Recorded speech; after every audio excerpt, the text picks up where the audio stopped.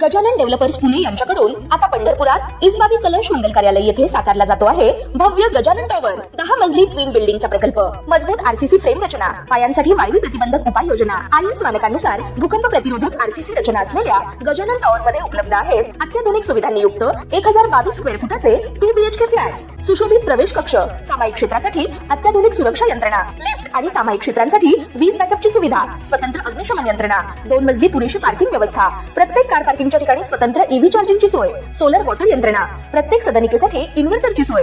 इसबाबी कलश मंगल कार्यालया शेजारी साकारल्या जात असणाऱ्या गजानन टॉवर मध्ये आजच आपला हक्काचा आणि आधुनिक सुविधांनी परिपूर्ण अलिशान फ्रीसाठी संपर्क क्रमांक 7677700025। ताज्या घडामोडी पाहण्यासाठी PVN म्हणजेच पंढरी वार्ता न्यूज या चॅनलला सबस्क्राइब करा।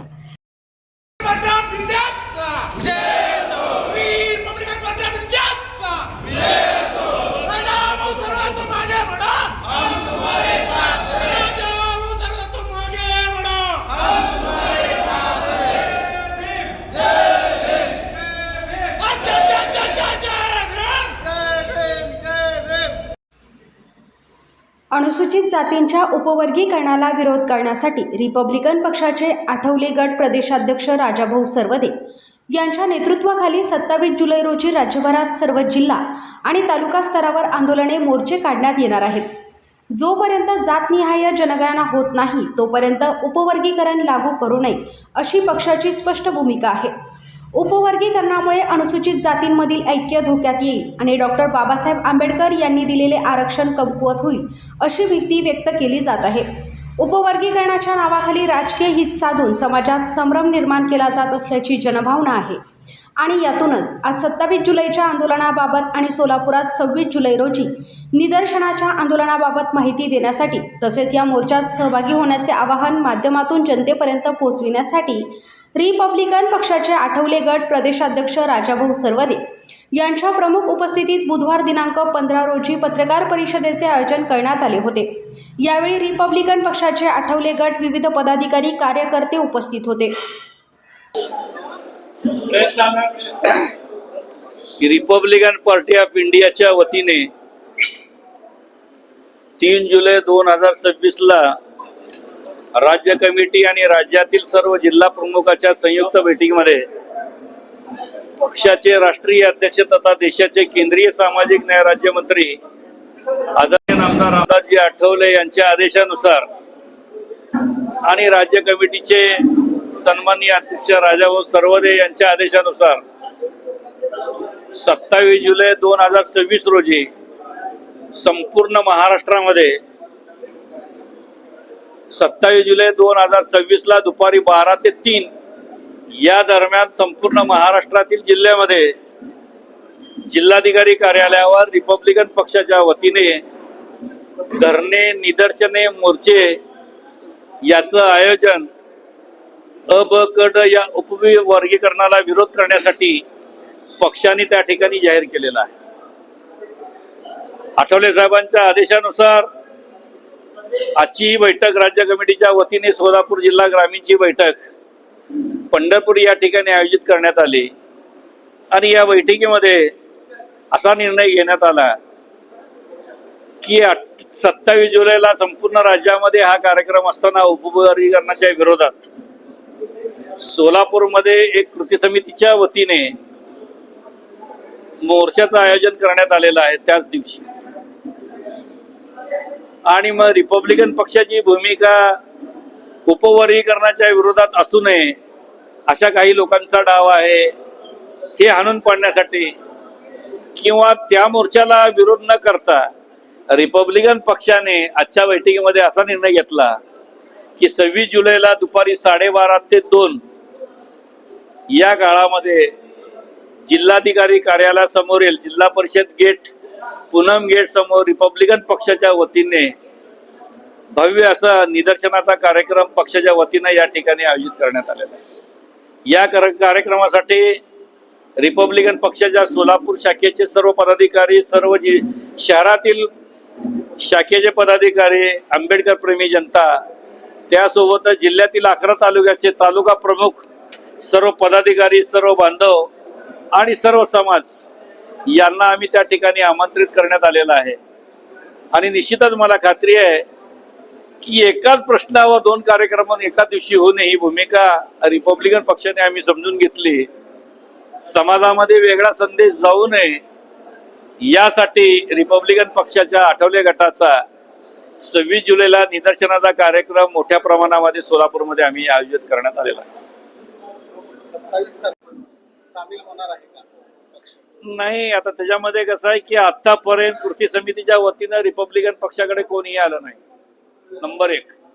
वास्तविक आता ही जी कृती समिती झाली कशा पद्धतीनं झाली काय झाली ह्याच्या खोलात आम्हाला जाण्याची गरज नाही. कारण त्या कृती समितीमध्ये कोणत्याही आंबेडकरी चळवळीतील सुरुवातीला कोणताही पक्ष नव्हता. नंतर प्रत्येक जण भेटून त्याच्यामध्ये त्यांनी सर्वांना विनंती केली त्या पद्धतीनं आले.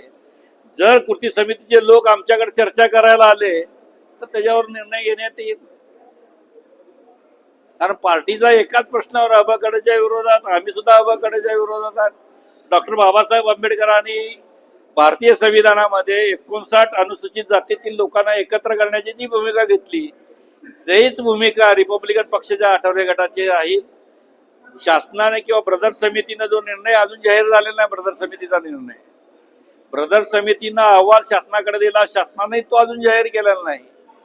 आणि रिपब्लिकन पक्षाच्या आठवले गटाचे पक्षाचे राष्ट्रीय अध्यक्ष रामदासजी आठवले यांनी मुलाखतीमधून सांगितलेले आहेत लोकसंख्येच्या आधारावर देत असेल तर लोकसंख्येच्या आधारावर द्या, नाही तर 2027 ची जातीय जनगणना चालू आहे त्या जातीय जनगणनेला आधारून उपवर्गीकरणाचा निर्णय शासनाने घ्यावा.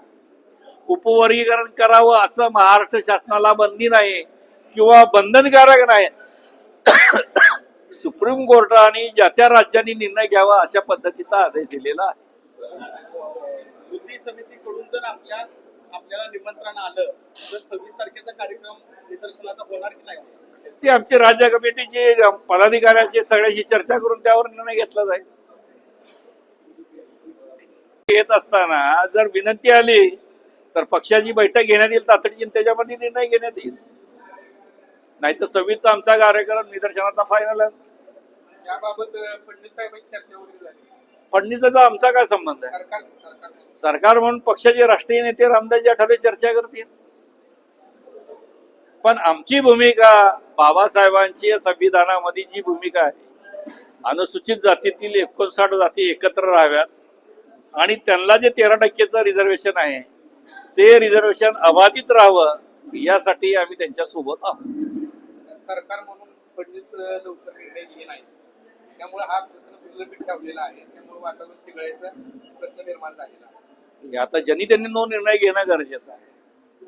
पक्ष म्हणून संघटन म्हणून आमच्यावर जी टीका टिप्पणी चालू होती की रिपब्लिकन पक्ष आठवले गट हा भारतीय जनता पक्षाचा मित्र पक्ष आहे आणि रिपब्लिकन पक्षाची भूमिका काय हे लोकांना पडलेला सर्वात मोठा गहन प्रश्न होता.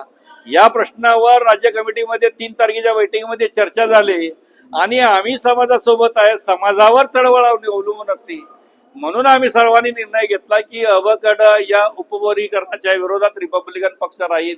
ही भूमिका रिपब्लिकन पक्षाचे राष्ट्रीय अध्यक्ष रामदासजी आठवलेंनी जाहीर केली. तीच भूमिका राज्य कमिटीच्या वतीने संपूर्ण महाराष्ट्रामध्ये 27 जुलै रोजी हा कार्यक्रम होईल.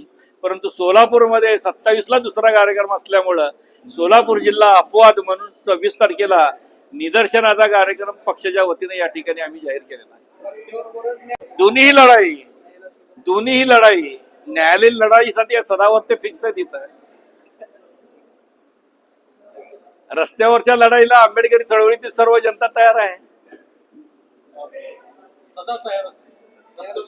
समाजामध्ये वाद होऊ नये. आतापर्यंत गुन्ह्या गोविंदाने ज्या पद्धतीनं अनुसूचित जातीमधील समाज राहिला तो एकोपाने पुढे राहावा ही रिपब्लिकन पक्षाची भूमिका आहे.